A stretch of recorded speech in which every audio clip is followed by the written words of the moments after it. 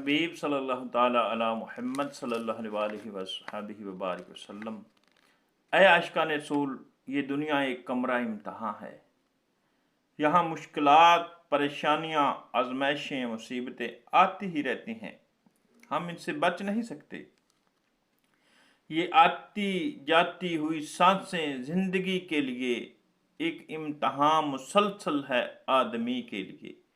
बाज़ लोग ख्याल करते हैं, बसा औक़ात सवाल भी पूछते हैं कि हम मुसलमान हैं, कलमा पढ़ने वाले हैं, अल्लाह पाक को मानने वाले हैं, इसकी इबादत करने वाले हैं, फिर हम पर आजमाइश क्यों आती है? इसका सीधा साधा सा जवाब यही है कि ये दुनिया मोमिन के लिए कैद खाना है और कैद खाने में आजमाइश ही हुआ करती है।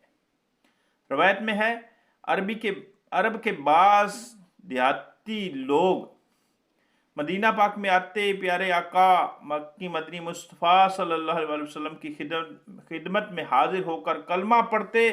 इसके बाद इन्हें खुशहाली मिलती तो कहते इस्लाम सच्चा दीन है, लिहाजा इस्लाम पर कायम रहते। और अगर खुशहाली ना मिलती, कोई परेशानी आ जाती तो मुआज़ल्लाह दीन छोड़कर मुर्तद हो जाते थे। इनके बारे में ये आयत नाज़िल हुई। अल्लाह पाक ने फरमाया, तर्जमा कंजुल इरफान, और कोई आदमी वो है जो अल्लाह की इबादत एक किनारे पर होकर करता है, फिर अगर इसे कोई भलाई पहुंचे तो इस पर मुतमिन हो जाता है, और अगर इसे कोई आजमाइश आ जाए तो मुंह के बल पलट जाता है। ऐसा आदमी दुनिया और आखिरत दोनों में नुकसान उठाता है। यही खुला नुकसान है। ये शहादत के उल्फत में कदम रखना है। ये शहादत के उल्फत में कदम रखना है। लोग आसान समझते हैं मुसलमान होना। मुसलमान बनना आसान बात नहीं है।